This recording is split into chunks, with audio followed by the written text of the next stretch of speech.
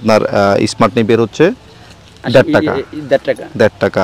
আপনি যারা বলছেন হচ্ছে 80 পয়সা, আর আপনি অজানা হাইব্রিড যেটা সেটা বলছেন 70 পয়সা।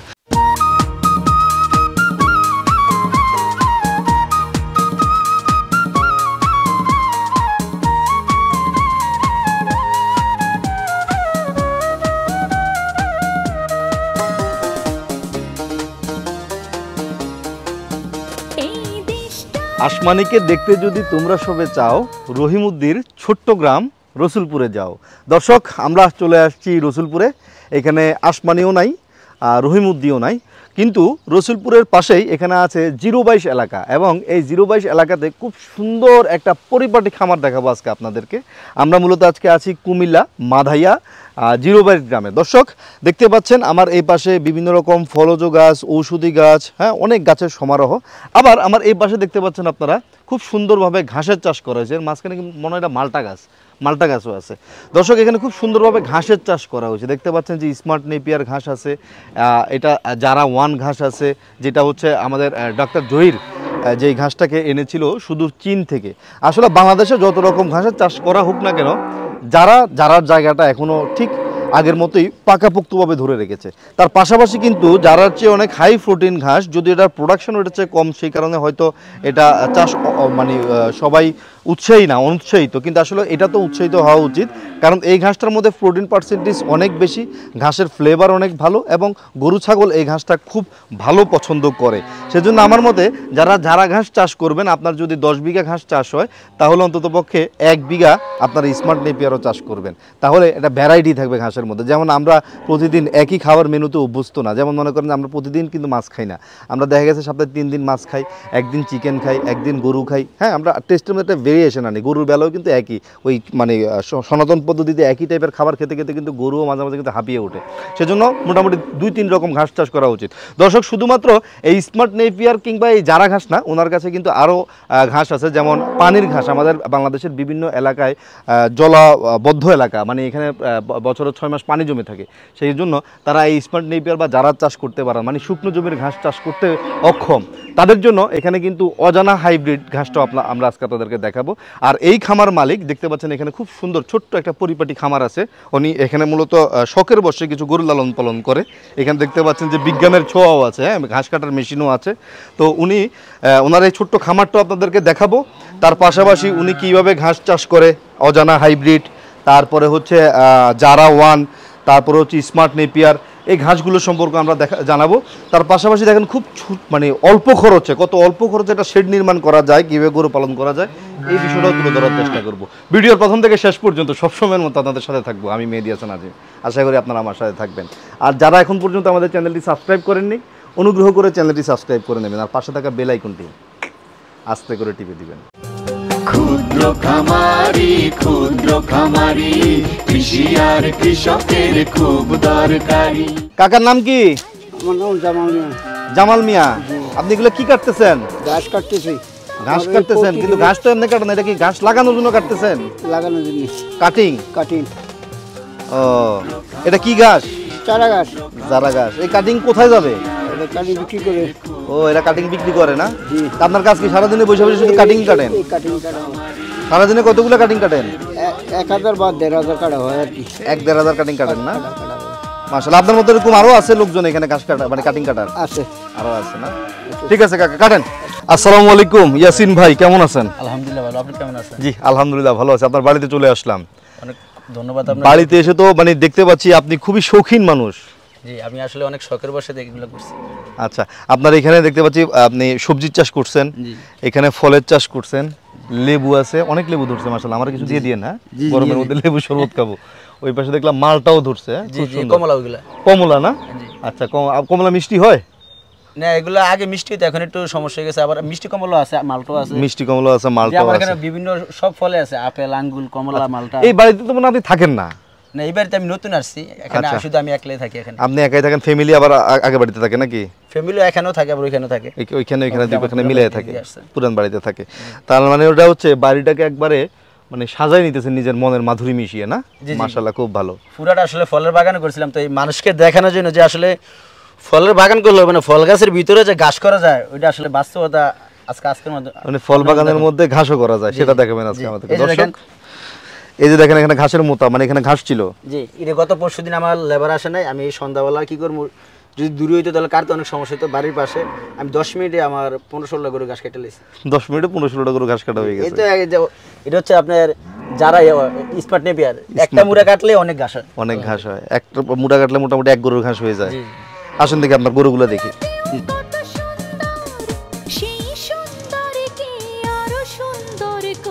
ইয়াসিন ভাই, সবার আগে আমাকে আপনি বলেন, আপনি এত সুন্দরভাবে বাড়িটাকে পরিপাটি করে তৈরি করছেন, কিন্তু গরুর ঘরটাকে মানুষ যেভাবে করে ওইভাবে করেন নাই, একটু সনাতন পদ্ধতিতে করে ফেলছেন, কারণ কি? কারণ হচ্ছে আমি কিন্তু বাইরে ছিলাম। আচ্ছা। তো আমি ছুটি নিয়ে দেশে আসছিলাম, বাইরে আমার ব্যবসা ছিল, কিন্তু আইসা খুব বিশাল আর যাইতে পারি না। আচ্ছা। তখন কিন্তু আমার কাছে তেমন ক্যাশ ক্যাপাবিলিটি ছিল না। তো আমি চিন্তা করলাম, আপনার 10 লাখ টাকা দিয়ে যদি একটা শেড করে তাহলে আমি আর গরু কিনতে পারবো না। শেড করলে আর গরুর টাকা থাকবে না? গরুর টাকা থাকবে না। আচ্ছা। যেমন তুমি একটা শেড করতে 5 লাখ টাকা প্রয়োজন, যে টাকা যে শেড করবো ওই টাকা শেড না করে 2টা গরু আমি কিনছি প্রথম 3,40,000 টাকা। 3,40,000। যদি আমি শেড করতাম তাহলে টাকাটা কিন্তু গরু শেডের পিছনে চলে যেত। আচ্ছা আচ্ছা আচ্ছা, বুঝতে পারছি। ওগুলো গরুগুলো কি আছে? জি জি।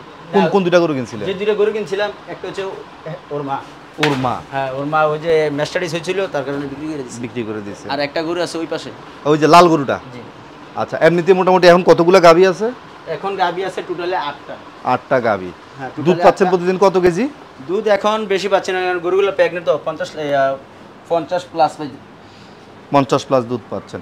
আচ্ছা দর্শক, আসলে ইয়াসিন ভাই মনে হয় টাকার অভাবে সেট করতে পারে নাই, কিন্তু উনি ভুল করে সঠিক কাজটা করে ফেলছে। সেটা হচ্ছে সব সময় গরু যেন তার পায়ের কাছ থেকে, মানে পা যেখানে থাকে সেই লেভেল থেকে যেন খাবারটা নিয়ে খায়, এটা খেয়াল রাখবেন। কারণ গরুকে আল্লাহ পাক তৈরি করছে কিন্তু মাটি থেকে ঘাস নিয়ে খাওয়ার জন্য। আমরা করি কি, ওরা ডাইনিং টেবিল বানাই দিই। ডাইনিং টেবিল বানিয়ে দিলে সে জাস্ট মুখ থেকে নামায় আর খায়, তার এই পেশির যে ব্যায়ামটা সেটা আর হয় না। ঠিক আছে, উনি টাকার অভাবে হাউস করতে পারে নাই, কিন্তু আসলে উনি সঠিকটাই করে ফেলছে। ঠিক আছে, সবসময় মানুষ এই ডাইনিং টেবিলে অতিরিক্ত খরচ করে ফেলে। আচ্ছা, আমরা এখন যে জিনিসটা জানতে পারলাম সেটা হচ্ছে আপনি গরুর জন্য পর্যাপ্ত ঘাস চাষ করছেন, সেখান থেকে ঘাসের কাটিংও সেল করেন। তাহলে আপনি ঘাস চাষ করেন, কত রকম ঘাস চাষ করেন, কয়টা ঘাস আছে? আমার কাছে আছে জারা 1, স্মার্ট নেপিয়ার, অজানা হাইব্রিড। অজানা হাইব্রিড, জারা 1 আর স্মার্ট নেপিয়ার। আসেন ঘাসগুলো দেখি। এখানে আমরা স্মার্ট নেপিয়ার দেখতে পাচ্ছি। আপনি মোটামুটি কতটুকু ঘাস চাষ করছেন? আমি টোটালে 138% জায়গাতে ঘাস চাষ করছি। 138%? মাশাআল্লাহ, মানে হচ্ছে 1.25 একর জায়গায় আপনি ঘাস চাষ করছেন। 3 জাতের ঘাস, অজানা, জারা, স্মার্ট নেপিয়ার। মাশাআল্লাহ। আচ্ছা, এই স্মার্ট নেপিয়ারটা কেন চাষ করছেন? এটা তো এই যে একটু কি হয়, আর বড় হয় না? না, এটা একটুকু যদি হয়, এটার গুণগত মান দেখেন, তাই এমনকি ফলনটা দেখেন। একটা মুড়া কাটলে কিন্তু একটা গরুর জন্য না, একটা মুড়া এক গরুর জন্য না। একটা মুড়া, এটা কি একটাই মুড়া? জি জি। ওরে বাবা, এক মুড়া তো বড়। জি মাশাআল্লাহ। এটার পুষ্টিগত দিক থেকে এটার মান কেমন? এটার মান তো আমরা তো যেটুকু জানি এটার মান হাই লেভেলে আছে, যেমন অনেকে বলে 24-25%। আচ্ছা, 24-25% প্রোটিন পাওয়া যাবে, মানে যারা হচ্ছে বেশি প্রোটিন পাওয়া যাবে। মাশাআল্লাহ, খুব ভালো। এমনিতে চাষবাসে কোনো সমস্যা হয় কিনা? না, কোনো সমস্যা না। আমি তো আসলে আমি একলা মানুষ, ব্যস্ততার কারণে সেচ দিতে পারি না, সারও দিতে পারি না। আর মূলত আপনি দেখেন, এটা কিন্তু আমার একটা বাগান বাড়ি।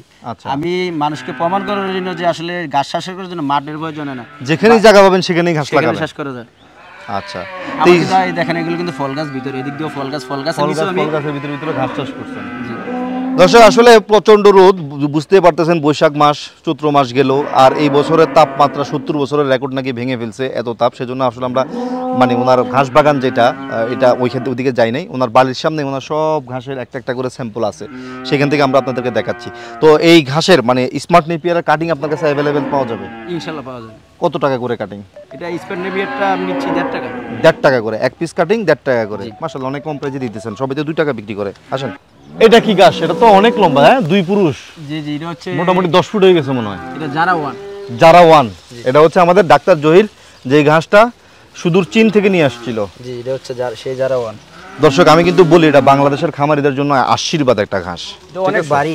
ঠিক আছে, এটা অনেক ভারী, অনেক বড় হয়। এটার প্রোটিন খুবই ভালো, মোটামুটি 14-15% প্রোটিন সবসময় থাকে।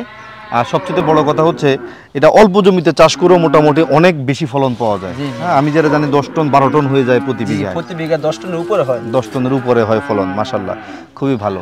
আচ্ছা, এই জারা ঘাসের কাটিং কত করে সেল করেন আপনি? জারা ঘাসের কাটিং 80 পয়সা। 80 পয়সা করে কাটিং। মাশাআল্লাহ, উনি কিন্তু খুব কম প্রাইসে দিচ্ছে। সবচেয়ে বড় কথা হচ্ছে আমার কুমিল্লার ভাই, কিন্তু এটা কিন্তু মনে রাখতে হবে। ঠিক আছে, আর যে জিনিসটা হচ্ছে আপনি এটা ডেলিভারি দিবেন কিভাবে? কুরিয়ারে? ডেলিভারি কেউ যদি কুরিয়ারের মাধ্যমে নিতে চায় নিতে পারবে, কেউ যদি সরাসরি আসে তাও নিতে পারবে। সরাসরি এসেও নিয়ে যেতে পারবে, কুরিয়ারও নিতে পারবে। এমনিতেই কাটিংয়ের মান ভালো হবে তো, কারণ অনেকের কাছ থেকে শুনি কাটিং 100 কাটিং দিলে নাকি 80টা কাটিংই চারা গজায় না। না, ইনশাল্লাহ আমার কাঠিনের মান খুব ভালো। আর মূলত আমি তো আসলে এই কাঠিগুলো প্রথম বিক্রি করার জন্য না, আমার নিজের জন্যই করছিলাম, কি আমার নিজের গরুর খাবারের জন্য, নিজের জমি চাষ করার জন্য। পরে দেখলাম যে না, আশেপাশে অনেক মানুষ, যেমন গতকালকে কয়েকজন আসছে ঘাস নেওয়ার জন্য। আচ্ছা, এমন করতে করতে আমি প্রথমত করেছিলাম অল্প একটু জায়গাতে, এখন আস্তে আস্তে বাড়তে বাড়তে 138% করছি। মানুষের যে চাহিদা, আমার মনে হয় যে আরও 138% করলো চাহিদা শেষ করে দেবেন। প্রথম নিজের ছোট্ট খামারের জন্য যতটুকু ঘাস দরকার এতটুকুই করছিলেন। জি জি। এরপরে সবার চাহিদার কারণে আস্তে আস্তে আস্তে আস্তে এটা বৃদ্ধি পেয়েছে, ভবিষ্যতে আরো বাড়ার সম্ভাবনা আছে। জি, ইনশাআল্লাহ আরো বাড়বে। মাশাআল্লাহ, খুব ভালো। আপনি আরেকটা ঘাসের কথা বলছেন, হচ্ছে পানির ঘাস, ওটা কোথায়? এটা হচ্ছে আমাদের রাস্তার ওই পাশে, বাজারের পাশে। ওইটার জন্য মাঠে যাইতে হবে না? জি। চলেন যাই। ইয়াসিন ভাই, এইটা হচ্ছে না জানা অজানা হাইব্রিড। অজানা হাইব্রিড। অজানা হাইব্রিড, মাশাআল্লাহ। হ্যাঁ, গ্যান্ডারির মতো হয়ে গেছে ঘাস। এটা কত বড় হয় মোটামুটি ঘাস? এটা নিজের চাহিদা অনুযায়ী বড় করা যায়। নিজের চাহিদা অনুযায়ী বড় করা যায়। এটা পানিতেও হয়? এইটা পানির ঘাস। শুকনাতেও হয়? মানে এখন তো শুকনা। যে এখন শুকনা তো সমস্যা নাই। শুকনাতে এটা পানির জন্য বেটার। পানির জন্য বেটার। এটা পানি যত উপরে উঠবে ঘাসও তত উপরে উঠবে। জি জি জি। এটার মধ্যে পুষ্টিগুণ কেমন আছে? এটা মধ্যে পুষ্টিগুণ একটু কম, কিন্তু এটা পানির জন্য ভালো, কারণ সব জায়গায় শুকনো জমি পাওয়া যায় না। আচ্ছা, যাদের জমিতে পানি থাকে তারা এটা চাষ। আমি তো একজনের দেখছি পুকুরের মধ্যে এটা লাগায় রাখছে, মাছ চাষও করে, এটাও ঘাসও হইতেছে। ঘাসও হবে, ঘাস হইতেছে। যার কারণে সবগুলা ঘাসে রাখছি, শুকনোটাও রাখছি, পানিটাও রাখছি। পানিটাও রাখছেন। যেসব যেটা প্রয়োজন ওইটা যাতে আমি। এই ঘাস লাগানোর পরে কতদিন পরে কাটা যায়? এটা লাগানোর 2 মাস পরে কাটা যায়। 2 মাস পরে কাটা যায়। এমনিতেই গরু খায়? ঘাসের টেস্ট কেমন? ঘাসের টেস্ট আলহামদুলিল্লাহ ভালো। গরু ছাগল সবাই খায়? সবাই। মাশাআল্লাহ। এটার কাটিং কত? দেখতে তো বোঝা যায়। এটা ওইগুলো যেহেতু একটু দাম বেশি, তারপর কমাই দিছি, এটা আরো 10 পয়সা কম, এটা 70 পয়সা। এটা হচ্ছে 70 পয়সা, অজানা হচ্ছে 70 পয়সা। জি। মাশাআল্লাহ। এই দেশটা নতুন নতুন উদ্যোক্তার তরে, ক্ষুদ্র খামারি সবখানে কাজ করে, গ্রামে গঞ্জে শহরে বন্দরে আর বাড়ি বাড়ি। এটাও জারার প্রজেক্ট? জি, এই আমার সর্বপ্রথম পদ্ধতিটা। সর্বপ্রথম এখানে চাষ শুরু করছেন? জি জি। মাশাআল্লাহ। আমি মনে করছিলাম মাঠে আজকে আসবো না, যে এই রোদ আর ঘাস খেতে যে গরম, আপনি তো আনাই ছাড়লেন। মাশাআল্লাহ। এখানে আবার আপনার বাড়িগুলো আছে, এগুলোর ফলন আরো ভালো হয়েছে। জি, আসলে যারা গাছটা কিরকম ফলন মানুষ না করলে আসলে বুঝতে পারবে না। আর সবচেয়ে সত্য কথা হচ্ছে, আমি গাছগুলো লাগানোর পরে এখনো শেষ দিতে পারিনি। আচ্ছা, এবার আপনি একটু বলেন তো ঘাস চাষের প্রয়োজনীয়তা সম্পর্কে একটু বলেন তো। ঘাস কৃষক মানে খামারি ঘাস চাষ কতটা গুরুত্বপূর্ণ? আসলে যত টাকা হলো হোক না কেন, টাকা থাকতেই পারে মানুষের, কিন্তু ঘাস ছাড়া গরু পালা যায় না। গরুর খাবার হচ্ছে ঘাস। গরু হচ্ছে তৃণভোজী প্রাণী। গরু পালতে হলে ঘাস করতে হবে। ঘাস ছাড়া গরুর জীবন চলবে না। ঘাস ছাড়া গরুর চলবে, কিন্তু চলবে না যেমন নাই, চলবে, কিন্তু ঘাস হচ্ছে আসলে একটা গরু পালতে হলে মেইন খাদ্য।